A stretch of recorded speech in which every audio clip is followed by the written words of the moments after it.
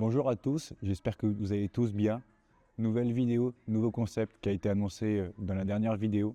Aujourd'hui, je me situe à Cluse, dans la box de Jérôme Giraudet, où j'ai participé à un séminaire avec David Van Damme et où j'ai participé aussi à une intervention pour montrer le CrossFit Adaptive. N'hésitez pas à vous abonner, à liker, à commenter, je vous en serai très reconnaissant. Maintenant, passons à la vidéo.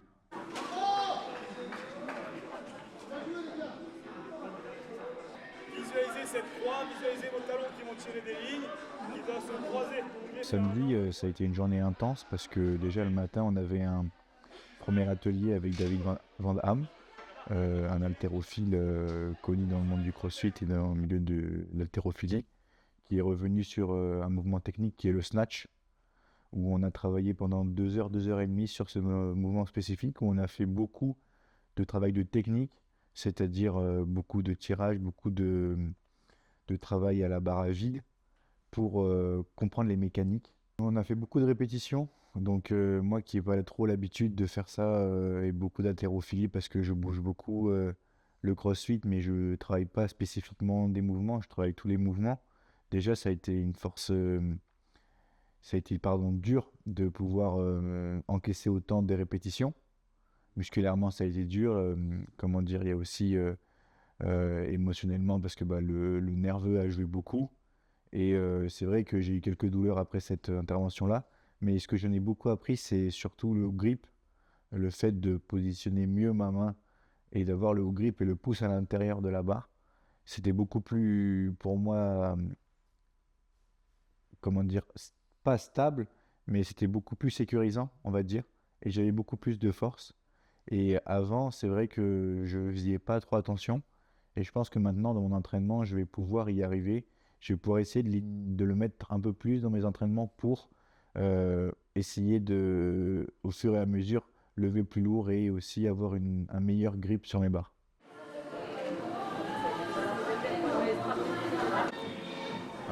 C'est là où on va un peu se fâcher.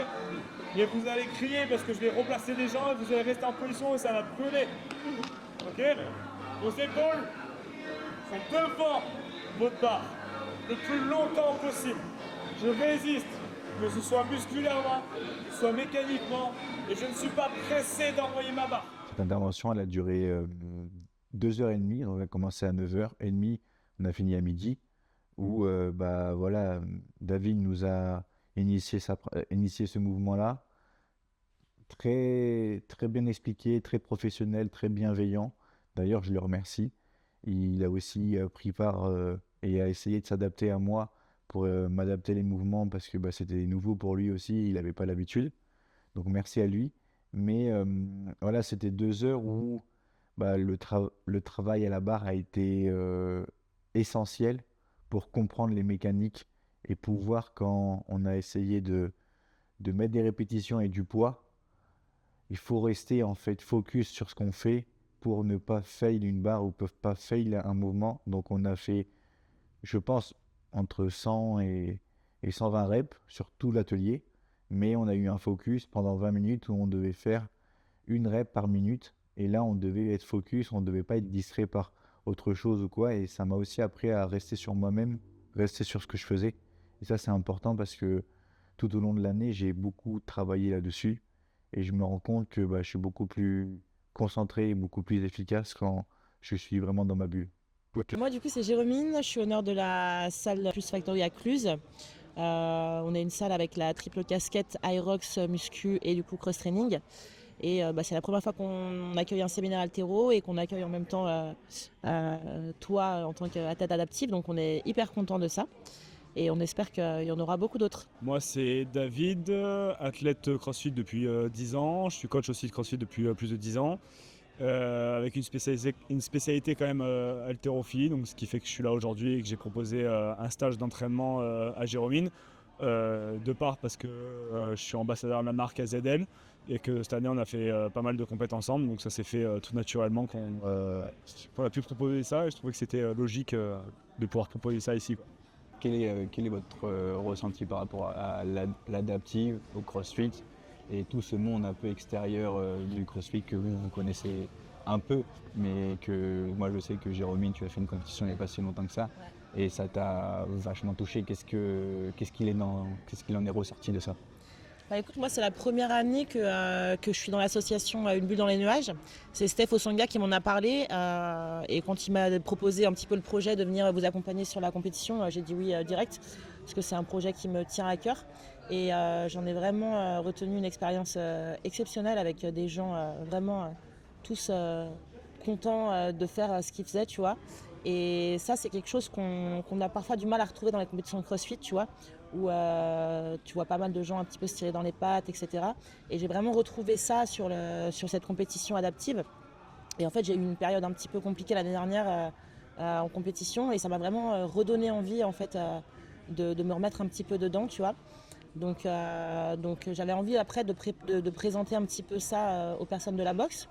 Donc le fait qu'il y ait le séminaire ce week-end, je me suis dit bah, c'est vraiment le moment idéal pour pouvoir introduire ça un petit peu aux personnes de ma boxe qui n'ont en fait aucune idée de comment ça se passe, tu vois.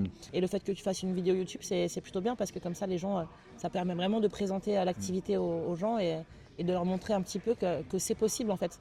Que comme tu dis, d'introduire vraiment aux personnes en situation de handicap le sport qui est le CrossFit. Et ça, c'est vraiment cool et c'est une super opportunité.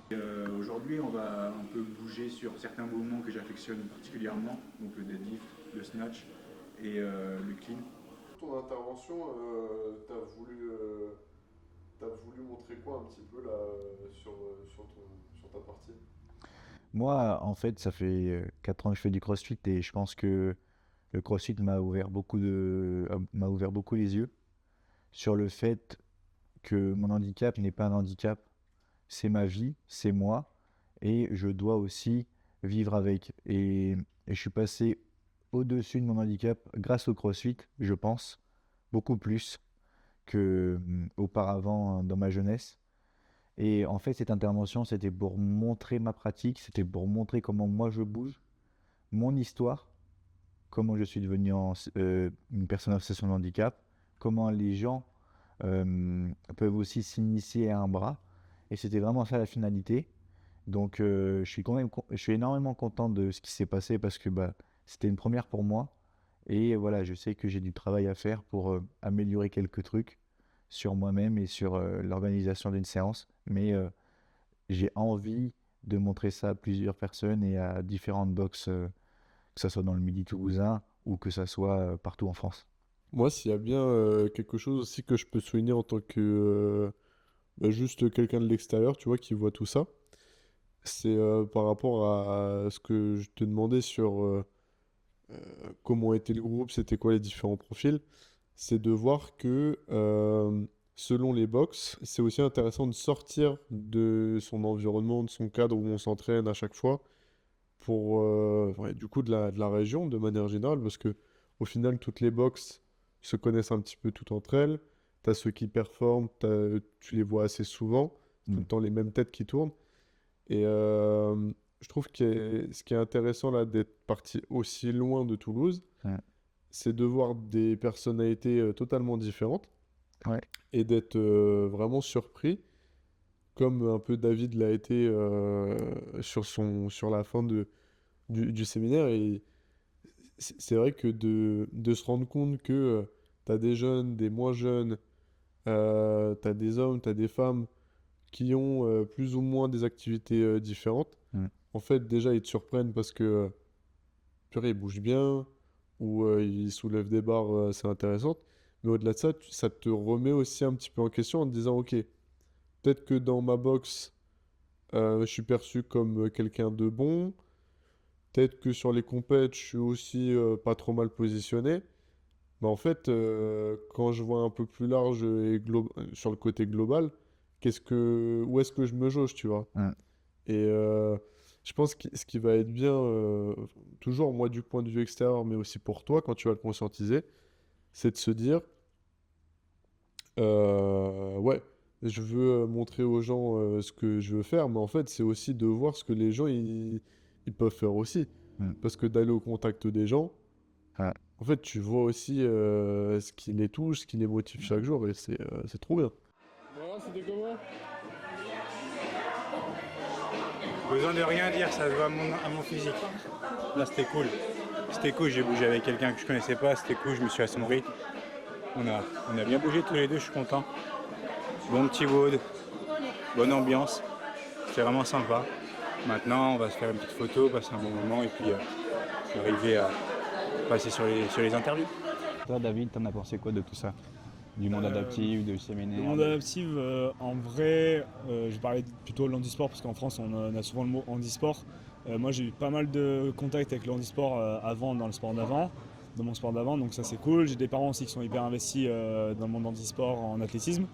J'ai eu un athlète adaptif à un moment donné où j'ai dû adapter après un accident et une amputation. Donc en vrai, je trouve ça exceptionnel. Il y a quelques compètes qui mettent en avant. Moi, j'ai pas pu connaître avec l'association une bulle dans les nuages. Mais il y a comme les Marseille et les affiliates qui mettent ça en action chaque année. Et c'est à ce moment-là où à chaque fois on voit les WOD, tu te dis en fait quand on a des adhérents qui se plaignent d'un petit bobo, d'un petit truc comme ça, qui en fait c'est rien du tout. Et même moi le premier, des fois ça m'arrive de me plaindre pour des trucs comme ça. Je me dis en fait quand je vois ça, j'ai même pas le droit de me plaindre. Quand tu vois comment eux ils se sortent, ils font tout pour pouvoir s'entraîner normalement et se faire kiffer en fait. Et du coup ça remet déjà les pieds sur terre. Et c'est beau. Franchement en vrai c'est beau à voir à chaque fois, donc c'est cool. Et pour tout ce qui est la pratique qu'on a fait tout à l'heure, pareil, en vrai, tout chargé sur un bras et même sur un seul ou grip, rien que le deadlift, en vrai, tu sens la tension différemment. Voilà. Donc c'est pas réparti. Déjà, tu as des torsions qu'on n'a pas l'habitude, que les athlètes qui bougent depuis toujours comme ça, en fait, ils ont un peu plus d'habitude. Donc en fait, ils ont des rotations et des inclinaisons qui sont hyper solides en vrai. Parce que là, tout à l'heure, on a fait sur quel move? Sur le deadlift, on s'est dit les dorsaux, dorsaux ça tire un peu quand même. Donc en vrai, il y a des grosses, il y a des grosses adaptations qui se créent. Donc c'est hyper intéressant. Et en tant que coach, de tester pour pouvoir remettre un ressenti à son athlète si on vient à avoir un athlète adaptif, c'est hyper intéressant. Je ne m'amuserai pas aujourd'hui à aller chercher des tractions à un bras, mais sur l'haltéro, je pense qu'il y a moyen de pouvoir transmettre si tu testes, si tu as un peu cette logique-là de tester. Ah, c'est facile. C'est que du coup, les pourcentages, c'est tous les 5. Facile au moins.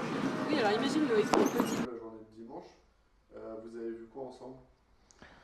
Alors, il y a quelques affinités qui se sont créées parce que quand tu passes 2 jours avec des gens, le groupe se crée. On a beaucoup, enfin, ce qu'il en est ressorti déjà de la journée de samedi, c'est que David nous a dit qu'on était super impliqués, qu'il y avait beaucoup de concentration et qu'il y avait quand même un niveau qui était plutôt bon.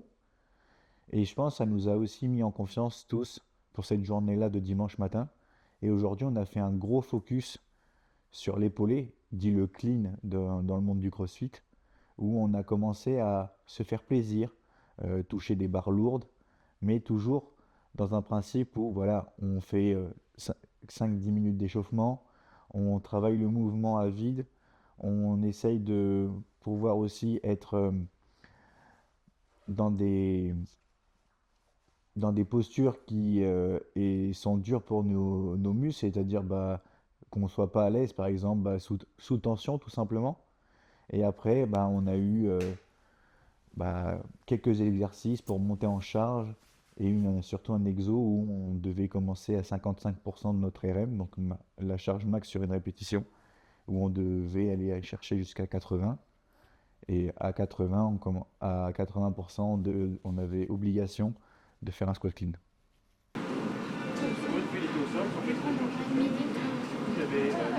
Vous avez en tout 16 minutes de travail. Okay, ça, c'est si seulement vous bougez parfaitement.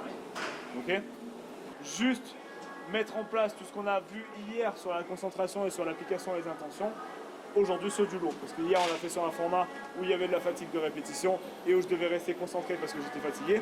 Maintenant, je dois rester concentré. Il y a quand même relativement de récup entre chaque série. Par contre, il y a du lourd. Plus j'arrive sur le lourd, plus je dois élever ma concentration. Sauf que je commence pas à me concentrer à la 13e minute. Je suis concentré dès la première parce que c'est ce qui va m'être mis en place à 50%, qui va me permettre d'aller chercher mon 90%. Ça t'a apporté quoi là ce week-end? Alors, ça m'a apporté beaucoup d'échanges parce qu'on a beaucoup parlé quand même et ça m'a aussi permis de voir comment moi je pouvais évoluer humainement et sportivement. Parce que il faut savoir que David et Jérôme, c'est quand même des pros dans le monde du CrossFit. Ils sont connus pour avoir performé dans ce milieu-là. Et comme je le dis, ils m'ont apporté beaucoup de conseils sur ma pratique, sur les mouvements que je pouvais faire, sur les adaptations que je pourrais faire. Et ça, je leur remercie parce qu'aujourd'hui, je vais pouvoir y penser encore plus. Je vais pouvoir apporter ça aussi à mon coach qui va me permettre aussi de peut-être améliorer, pas plus facilement, mais peut-être m'améliorer plus rapidement et faire des choses que j'étais pas capable de faire avant et que je serais capable de faire maintenant. Donc, je fais un gros big up à Jérôme et David pour tout ce qu'ils ont fait pour moi ce week-end, pour tout ce qu'ils m'ont appris, pour aussi l'opportunité qu'ils m'ont donné d'intervenir aussi loin de chez moi, dans un environnement que je connais, mais en autonomie parce que j'en ai appris énormément. Donc merci à tous les deux et j'espère qu'on se reverra bientôt.